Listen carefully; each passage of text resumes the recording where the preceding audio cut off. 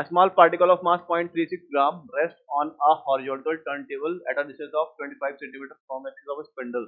The turntable accelerated at a rate of alpha equal to 1 by 3 radian per second, and the frictional force that the table exerts on the particle 2 seconds after the startup. देखिए अब यहाँ पे देखिए क्या हो रहा है, एक टर्न टेबल पड़ी हुई है। अगर उस टर्न टेबल की अगर मैं बात करूँ, टर्न टेबल पे कोई और फोर्स अवेलेबल नहीं है। टर्न टेबल पे केवल और केवल कौन सा फोर्स अवेलेबल है, फ्रिक्शन फोर्स।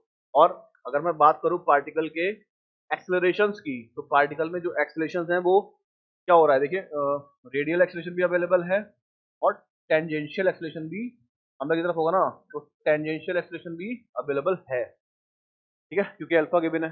तो अगर मैं बात करूं यहाँ पे जो पार्टिकल होगा, जो फ्रिक्शन फोर्स बन रहा होगा, फ्रिक्शन फोर्स जो लग रहा होगा, ठीक है, वो फ्रिक्शन फोर्स बराबर हो जाएगा आपका इन नेट, क्योंकि हम जानते हैं फ्रिक्शन फोर्स जरूरत पड़ने पे रेडियल फोर्स भी, मतलब सेंट्रीफ्यूगल फोर्स भी प्रोवाइड कर सकता है, टेंजेंशियल फोर्स भी प्रोवाइड करता है और उनका नेट भी प्रोवाइड कर सकता है डिपेंडिंग अपॉन द सिचुएशन।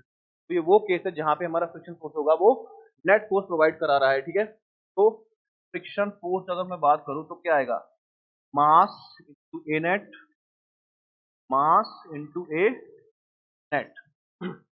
मास की अगर बात करूं तो मास कितना गिवन है, 0.36 ग्राम, तो 0.36 इंटू 10⁻³ और अगर एक्सेलरेशन की अगर हम बात करें तो एक्सेलरेशन हमारा क्या हो जाएगा, 80 स्क्वायर प्लस ए आर का स्क्वायर, है ना,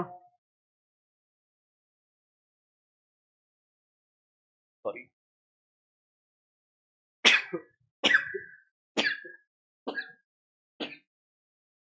हाँ जी,